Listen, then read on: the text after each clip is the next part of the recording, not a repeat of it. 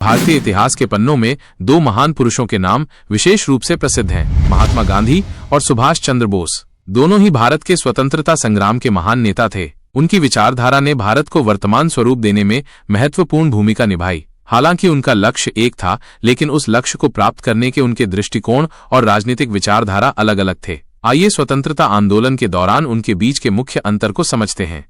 सुभाष चंद्र बोस ने भारत की स्वतंत्रता के लिए सशस्त्र संघर्ष का मार्ग अपनाया और इसी उद्देश्य से आजाद हिंद फौज का गठन किया। दूसरी ओर गांधी जी अहिंसा के प्रबल समर्थक थे और उन्होंने शांतिपूर्ण जन आंदोलनों का नेतृत्व किया।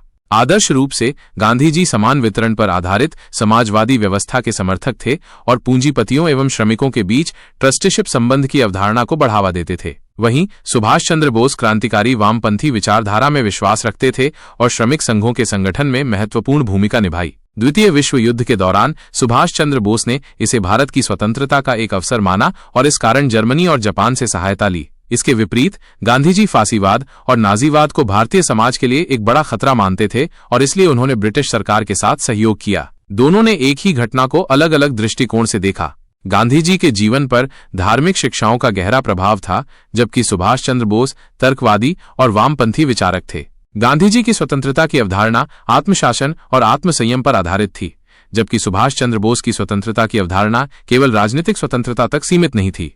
वे सामाजिक और आर्थिक असमानता, जातिगत भेदभाव और सांप्रदायिक असहिष्णुता से भी मुक्ति चाहते थे। गांधी जी और बोस दोनों को जनता का अपार समर्थन प्राप्त था और वे एक दूसरे के प्रति गहरी श्रद्धा रखते थे। अगर आप भारतीय हैं तो सुभाष चंद्र बोस के लिए लव रिएक्ट दें और गांधी जी के लिए लाइक दें और कमेंट में जय हिंद लिखें।